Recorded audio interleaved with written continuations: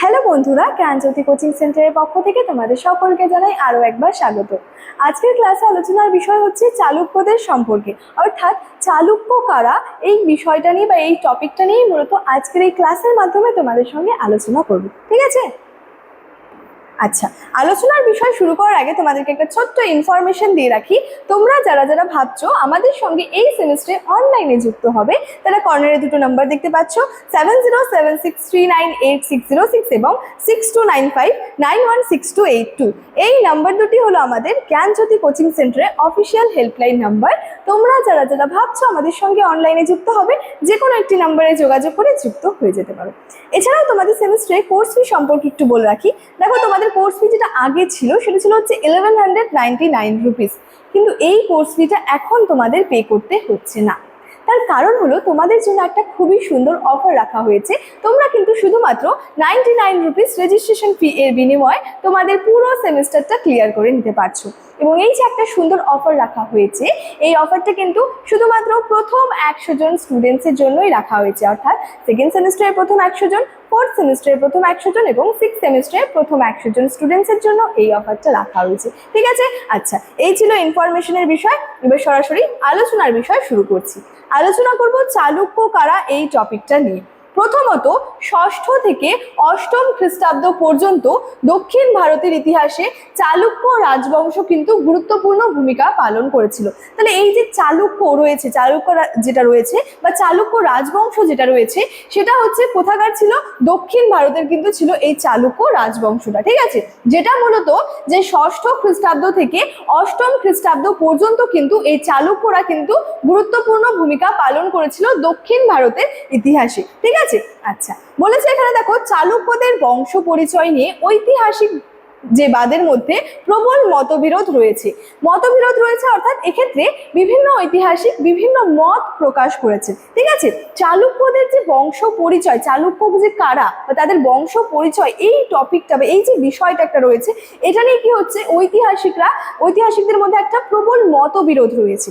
বিভিন্ন ঐতিহাসিক কি করেছেন, সেক্ষেত্রে কিন্তু বিভিন্ন তাদের মতামত কিন্তু দিয়েছেন। আচ্ছা, এই সম্পর্কে দেখো ডক্টর আর.এস. শর্মা কি বলেছেন, যে চালুক্যরা ছিল দাক্ষিণাত্যের দ্রাবিড় জাতির মানুষ। ডক্টর যে ছিলেন আর.এস. শর্মা, তিনি বলেছেন এই চালুক্যরা ছিল যে দাক্ষিণাত্যের দ্রাবিড় জাতির মানুষ। ঠিক আছে? ডক্টর স্মিথ কি বলেছেন, যে এরা রাজপুতানা থেকে দাক্ষিণাত্যে এসে বসতি স্থাপন করেছিল।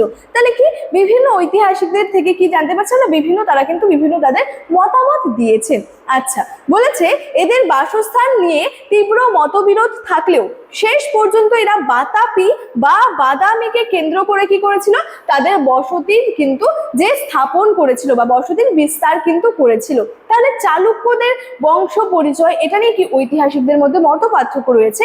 বিভিন্ন ঐতিহাসিক বিভিন্ন মত পার্থক্য দিয়েছেন, যেমন ডক্টর আর.এস. শর্মা একটা মত দিয়েছেন, ডক্টর ভিনসেন্ট স্মিথ আর একটা মত দিয়েছেন। ঠিক আছে? তবুও কি বলা হচ্ছে, এদের আদি বাসস্থান নিয়ে তীব্র মতবিরোধ থাকলেও শেষ পর্যন্ত এরা সেই বাতাপি বা বাদামিকে কেন্দ্র করে তাদের বসতিটা কিন্তু স্থাপন করেছিল, এবং এই বাতাপি বা বাদামি ছিল চালুক্যদের রাজধানী। ঠিক আছে? আচ্ছা, বলেছে তাই রাজধানীর নামে চালুক্যদের বাতাপি চালুক্য নামেও কিন্তু অভিহিত করা হয়, এবং এদের পশ্চিমী চালুক্যও কিন্তু বলা হয়ে থাকে।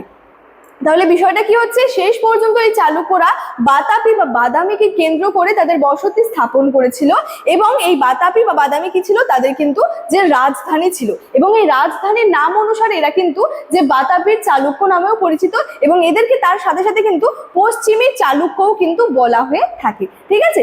আচ্ছা, এক্ষেত্রে আরেকটা বিষয় বলা যায়, যে চালুক্যরা দুটি শাখায় পরবর্তীকালে বিভক্ত হয়ে পড়েছিলেন। অর্থাৎ পরবর্তীকালে কি দেখা যায়, এই যে চালুক্যরা যারা ছিল তারা কিন্তু পরবর্তীতে দেখা যায় যে দুটি শাখায় বিভক্ত হয়ে পড়েছিল। ঠিক আছে?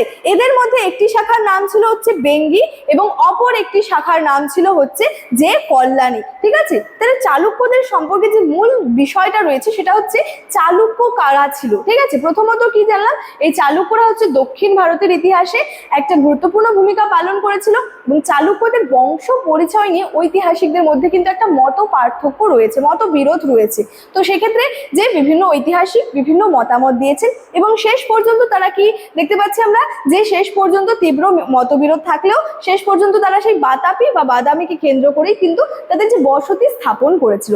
এবং পরবর্তীতে আমরা দেখতে পাচ্ছি যে তারা দুটি শাখায় বিভক্ত হয়ে পড়েছিল, একটা ছিল বেঙ্গি এবং একটা ছিল কল্যাণী। ঠিক আছে, আচ্ছা, তো মূলত চালুক্য কারা এটা নিয়ে আজকের ক্লাসে আমার আলোচনা এতটাই ছিল। ঠিক আছে, চলো দেখা হচ্ছে পরবর্তী ক্লাসে। Thank you so much, thanks for watching.